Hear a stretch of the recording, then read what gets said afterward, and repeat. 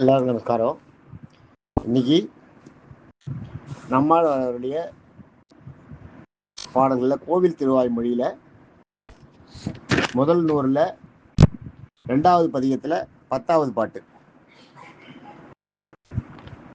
இதனோட 4வது serial number 2695. ஞாபகம் வச்சுக்கோ, 2695 இதனோட சீரியல் நம்பர். உங்களுக்கு பாட்டு சொல்றேன், கேட்டுங்க. தென்பெருக்கு அந்நலத்து ஒன்பொருள் ஈரில் பண்புகள் நாரணன் தென்கழல் சேரே. தென்பெருக்கு அந்நலத்து ஒன்பொருள் ஈற்றில் பண்புகள் நாரணன் தென்கழல் சேரே. என்பெருக்கு அந்நலத்து ஒன்பொருள் ஈற்றில் ஒன்புகள் நாரணன் தென்கழல் சேரேன்றதாக பாட்டும். இதை எப்படி பிரிச்சுக்கணும்னா, எண்பெருக்கன்றது முதல்ல அப்படியே தான் இருக்கு. என்பெருக்கு அந்நலத்துன்னு இருக்கும். அதை அந்நலத்துன்னு நம்ம பிரிச்சுக்கணும்.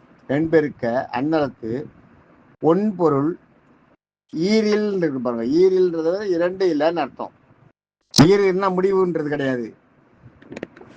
ஈருன்னா முடிவுக்கு ஈருன்னு ஒரு பேர் உண்டு. அதனால ஈரு இல்லை, முடிவில்லாதன்னு அந்த மாதிரி எடுத்துக்கூடாது. 2 இல்லாதன்னா ஜீவாத்மா பரமாத்மா. அதை சொல்றேன் வரும்போது. விண்புகழ்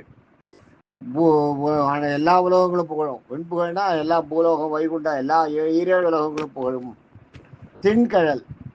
தென்கழல் சேரே, அவனுடைய அந்த திடமான அந்த பாதங்களை பற்றுகன்னு அர்த்தம்.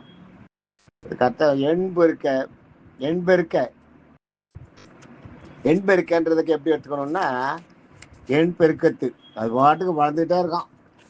எண்பெருக்கு அந்நலத்து இருக்கு இல்லையா? எண்பெருக்கன்றது வளர்ந்து கொண்டே இருக்கும். அது பெருகிட்டே இருக்கான், குறையவே இல்லையா, அப்படியேவும் இல்லையா, பெருகிட்டே இருக்கான். அதுதான் எண்பெருக்கத்து. எண்பெருக்க அந்நலத்து. அந்நலன்றது அந்த பரமாத்மாவின் அப்படி எடுத்துக்கணும். அந்நலம் என்பெருக்க அந்நலத்து அந்த பரமாத்மாவின். அந்நலத்திலிருந்து அந்த பரமாத்மாவிடம் அந்நலமுடைய நல்ல நல்ல குணங்களை உடைய நல்ல செயல்களை செய்யக்கூடிய நல்லவனான பொதுவா அந்த நல்ல மாட்சிமை பொருந்திய அப்படின்னு எடுத்துக்கணும். அந்நலத்து அந்த பரமாத்மாவிடம் ஒன்றுனா ஒன்றி, ஒன்பொருள் ஈரில். ஒன்றுனா ஒன்றி அப்படியே ஐக்கியமாயிடுறது. அதுதான் சொல்றது. ஒன்றுன்றது ஐக்கியமானது. ஒன் பொருள் ஈற்றில். பொருள் ஈற்றில்னா பொருள் ஈறு இல்ல, ஒன்பொருள் ஈரில, ஈரில் அப்படி எடுத்துக்கணும். ஒன்பொருள் 2 இல்லாமல் எடுத்துக்கணும். 2ன்றது எது? ஜீவாத்மா பரமாத்மா. ஜீவாத்மா பரமாத்மான்றதே இல்லாம போய் அப்படியே ஐக்கியமாயிடுமா நீங்க பரமாத்மாவோட இந்த ஜீவாத்மா. அதுதான் சொல்றாங்க. ஒன்பொருள் ஈரில் வன்புகழ். ஒன்பொருள் நீங்க போய் அப்படியே சேர்ந்துடணும், ஐக்கியமாயிடணும். யார் கூடன்னா வன்புகழ், வளமான பெருமைக்குரிய. புகழ்ன்றது பெருமைக்குரிய, வளமான வன்புகழ் நாரணன்றது நாராயணன். வன்புகழ் நாரணன் தின்கழல். தின்னுனா உறுதியான. ஏன்னா இப்போ யார் நமக்கு அடைக்கலம் கொடுக்குறவங்க அவங்க உறுதியா இருந்தால் தான் நமக்கு அடைக்கலம் கொடுக்க முடியும்.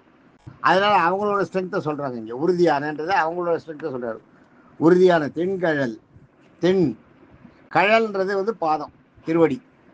தென்கழல் சேரே, போய் சேருங்கள் அப்படின்றதாக அர்த்தம். இது அது மொத்தம் அதோட டோட்டலா பொருள்னு பார்த்தீங்கன்னா பெருகிக்கொண்டே இருக்கும். அந்த ஒரு ஒளி பொருந்திய ஜீவாத்மா பெருகிக்கொண்டே இருக்கும்.